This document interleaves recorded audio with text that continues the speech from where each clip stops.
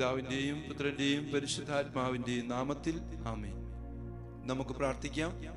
കർത്താവായ ദൈവമേ, ഒരു പുതിയ വർഷത്തിൻ്റെ ആരംഭത്തിൽ ഞങ്ങൾ തിരുമുമ്പിൽ ആയിരിക്കുമ്പോൾ ഈ പുതിയ വർഷത്തെ ഓർത്ത് ഞങ്ങൾ അങ്ങേക്ക് നന്ദി പറയുന്നു.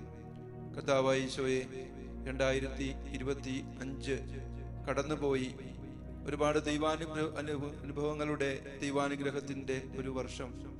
കർത്താവേ, ഇതാ ഞങ്ങൾ ഈ പുതിയ വർഷത്തിലേക്ക് കാലുവെക്കുമ്പോൾ അങ്ങയുടെ വലിയ ശക്തി, അങ്ങയുടെ സാന്നിധ്യം, അങ്ങയുടെ സംരക്ഷണം ഞങ്ങളുടെ ജീവിതത്തിൽ എപ്പോഴും ഉണ്ടാകുന്നതിന് വേണ്ടി ഞങ്ങൾ പ്രാർത്ഥിക്കുന്നു. കർത്താവെ, അങ്ങയോട് ചേർന്ന് നടക്കാനുള്ള കൃപ ഞങ്ങൾക്ക് നൽകണമേ. വചനം ഞങ്ങളോട് പറയുന്നു, എന്നെ ശക്തനാക്കുന്നവനിലൂടെ എല്ലാം ചെയ്യാൻ എനിക്ക് സാധിക്കും. ദൈവമേ, അങ്ങ് ഞങ്ങളെ ശക്തിപ്പെടുന്ന കർത്താവാണ്, കരം പിടിച്ച് ഉയർത്തുന്ന ദൈവമാണ്. ശുഭമായ ഭാവി, ഞങ്ങളുടെ ക്ഷേമം അങ്ങ് ആഗ്രഹിക്കുന്നു. അങ്ങേക്ക് ഞങ്ങളെ പ്രവർത്തിക്കാൻ തക്ക രീതിയിൽ ഞങ്ങളുടെ ജീവിതത്തെ കർത്താവെ ക്രമപ്പെടുത്താൻ ഞങ്ങളെ സഹായിക്കണമേ. അതിനായി ഞങ്ങൾക്ക് നൽകിയ എല്ലാ അവസരങ്ങളെയും ഞങ്ങൾ കണ്ടുമുട്ടുന്ന എല്ലാവരെയും ഈ വർഷത്തിന്റെ ആരംഭത്തിൽ തിരുക്കരങ്ങളിൽ സമർപ്പിക്കുന്നു. കർത്താവെ, എളിയ പ്രാർത്ഥന സ്വീകരിച്ച് ഞങ്ങളെ അങ്ങ് ശക്തിപ്പെടുത്തണമേ, അനുഗ്രഹിക്കണമേ. ആമേൻ.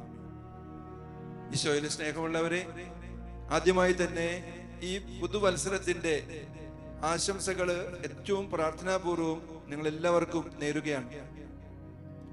നമുക്ക് ദൈവം വലിയൊരു അനുഗ്രഹമാണ് ലോകത്ത് തന്നിരിക്കുന്നത്. ആദ്യമായിട്ട് നമ്മൾ ചിന്തിക്കുമ്പോൾ മനസ്സിലാക്കുന്നത്, ദൈവം തന്ന ജീവനാണ് നമ്മുടെ ലോകത്തിലെ നമുക്ക് ഏറ്റവും വലിയ സമ്മാനം. 2, ദൈവം നമുക്ക് തന്നിരിക്കുന്ന സമയമാണ്. ഈ സമയം നമുക്കറിയാം, നമ്മൾക്ക് സമയത്തില് അധിഷ്ഠിതരായിട്ട് ജീവിക്കുന്നവരാണ്. നമുക്ക് എത്ര വർഷം നമുക്ക് ഈ ലോകത്ത് ജീവിക്കാൻ പറ്റും? വചനം നമുക്ക് പറഞ്ഞു തരുന്നു.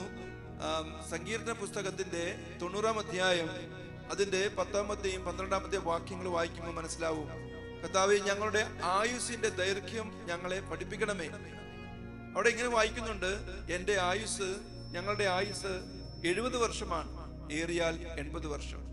എന്നിട്ടും അക്കാലം അത്രയും ലോകത്ത് ഞങ്ങൾ ഒരുപാട് സഹനങ്ങളും അതുപോലെ ജീവിതത്തിലെ പ്രശ്നങ്ങളും ഒക്കെ ആയിട്ട് മുന്നോട്ട് പോവുകയാണ്. ഇതെല്ലാം അവസാനിപ്പിച്ച് ഞങ്ങൾ കടന്നു പോകും എന്ന ഒരു വലിയ പ്രതീക്ഷ സങ്കീർത്തകൻ നമുക്ക് തരികയാണ്. ഈ പുതുവർഷത്തിലും പ്രിയമുള്ളവരെ, ഈ ഒരു പ്രതീക്ഷ നമ്മുടെ ജീവിതത്തിൽ ഉണ്ടാകണം.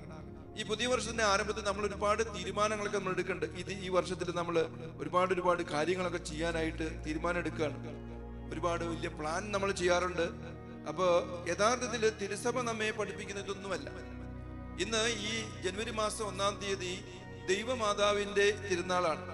അപ്പോൾ പരിശുദ്ധ അമ്മയുടെ മടിയിലിരുന്നു കൊണ്ട് ഈ ഒരു വർഷത്തിൽ യഥാർത്ഥത്തിലുള്ള സമാധാനത്തിന്റെ രാജാവായ ഈശോയുടെ സമാധാനം നമ്മുടെ ഓരോരുത്തരുടെ ഹൃദയങ്ങളിൽ, കുടുംബങ്ങളിൽ നിറയുന്നതിന് വേണ്ടിയിട്ടാണ് നമ്മൾ യഥാർത്ഥത്തിൽ പ്രാർത്ഥിക്കേണ്ടത്. ഇത് നമ്മൾ കേൾക്കുന്ന തിരുവചനം ലൂക്കായുടെ സുവിശേഷം 2-ാം അധ്യായം അതിന്റെ 16-ാമത്തെ തിരുവചനമാണ്. ഇപ്രകാരം വായിക്കുന്നു, അവർ അതിവേഗം പോയി മറിയത്തെയും ജോസഫിനെയും പുൽത്തൊട്ടിയിൽ കിടക്കുന്ന ശിശുവിനെയും കണ്ടു. ആട്ടിടയന്മാര് ഉണ്ണീശോയെ സന്ദർശിക്കുന്ന ഭാഗമാണ്. പ്രിയമുള്ളവരെ, ഈ പുതിയ വർഷത്തിൽ തിടുക്കത്തിൽ നമ്മുടെ ശക്തി എവിടെയാണ് എന്ന ചോദ്യം നമ്മുടെ ജീവിതത്തിൽ ഉയരുകയാണ്. ഈശോയെ കാണാൻ കർത്താവ് നമ്മുടെ കൂടെയുണ്ട് എന്നുള്ള കാര്യം ഉറപ്പുവരുത്താനായിട്ടാണ് നമ്മൾ പരിശ്രമിക്കേണ്ടത്. പ്രിയമുള്ളവരെ, പരിശുദ്ധ അമ്മയുടെ ജീവിതത്തെ കുറിച്ചൊക്കെ നമ്മൾ ഇന്ന് ധ്യാനിക്കുന്ന ദിനം കൂടിയാണ്. പരിശുദ്ധ അമ്മ എല്ലാം ഉറപ്പായിട്ടൊന്നുമല്ല ദൈവത്തിന് യെസ് അല്ലെങ്കിൽ സമ്മതം മൂളിയത്. പൂർണ്ണമായിട്ടും ജീവിതത്തിന്റെ അനിശ്ചിതത്വത്തിന് നടുവില് ദൈവം എന്റെ തുണയാണ്, ദൈവം എന്നെ സഹായിക്കും, ദൈവം എന്റെ ജീവിതത്തിൽ നല്ലത് വരുത്തും എന്ന് പരിശുദ്ധ അമ്മ വിശ്വസിച്ചു. അതാണ് പരിശുദ്ധ അമ്മയുടെ സ്തോത്രഗീതത്തില് നമ്മൾ കാണുന്നത്, ശക്തനായവൻ എനിക്ക് വലിയ കാര്യങ്ങൾ ചെയ്തിരിക്കുന്നു എന്നുള്ളത്. നമ്മുടെ ജീവിതത്തിൽ നമുക്ക് ദൈവത്തിൽ ആശ്രയിച്ചുകൊണ്ട് നമുക്ക് കർത്താവിന്റെ ആ വാക്കുകൾക്ക് എപ്പോഴും മറുപടി കൊടുക്കാനായിട്ട് നമുക്ക് പരിശ്രമിക്കാം. ഇന്ന് ലോക സമാധാന ദിനം കൂടിയാണ്, ജനുവരി 1-ാം തീയതി. ഇന്ന് ലോകം സമാധാനം കണ്ടെത്തുന്നത് എങ്ങനെയാണ്? പ്രശ്നങ്ങൾ ഉള്ള രാജ്യങ്ങൾ തമ്മിൽ ഒരുമിച്ച് കൂട്ടി ഒരു കരാറുകളിൽ ഏർപ്പെടുന്നു, അവിടെ ശക്തി പ്രകടനം നടത്തുന്നു, എല്ലാം നിയന്ത്രിക്കുന്ന ഒരു സാഹചര്യമൊക്കെ നമ്മൾ കാണുകയാണ്. എന്നാൽ പരിശുദ്ധ അമ്മയുടെ മറിയത്തിലിരിക്കുന്ന ഈശോ നമ്മോട് പറയുന്നത്, സമാധാനം എന്ന് പറയുന്നത് ഈശോ നൽകുന്നതാണ്. ഞാൻ നിങ്ങൾക്ക് സമാധാനം നൽകുകയാണ്. സമാധാനം എന്നത് പ്രശ്നങ്ങളില്ലാത്ത അവസ്ഥയോ അല്ലെങ്കിൽ ഭയമില്ലാത്ത അവസ്ഥയോ ഒന്നുമല്ല. യഥാർത്ഥത്തിൽ ദൈവത്തിന്റെ സാന്നിധ്യം, ദൈവത്തിന്റെ ശക്തമായ സാന്നിധ്യം, അനിശ്ചിതത്വങ്ങളുടെ നടുവിൽ അസ്വസ്ഥതകളുടെ നടുവിൽ, രോഗാവസ്ഥയുടെ നടുവിൽ, ജീവിതത്തിൽ വീഴ്ചയുണ്ടാകുന്ന അവസരങ്ങളൊക്കെ ദൈവത്തിന്റെ ശക്തമായ സാന്നിധ്യം എൻ്റെ കൂടെ ഉണ്ട് എന്ന് നമ്മൾ ഉറപ്പുവരുത്താനായിട്ട് നമുക്ക് സാധിച്ചാൽ അവിടെ യഥാർത്ഥത്തിൽ സമാധാനം നമുക്കുണ്ട്.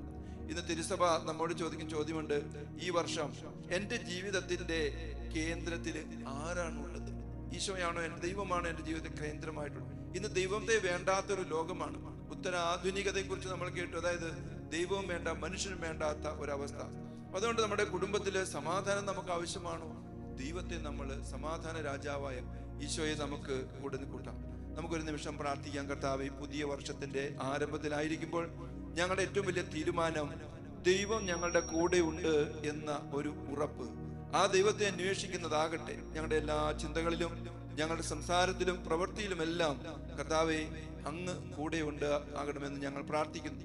ഞങ്ങളുടെ വ്യക്തി ജീവിതത്തിലും, കുടുംബത്തിലും, ഞങ്ങളുടെ ജോലി മേഖലയിലും, കണ്ടുമുട്ടുന്നതിടയിലുമൊക്കെ അങ്ങയുടെ സമാധാനം മറ്റവർക്ക് പകർന്നു കൊടുക്കാനുള്ള കൃപ ഞങ്ങൾക്ക് ഓരോരുത്തർക്കും നൽകി അനുഗ്രഹിക്കണമേ.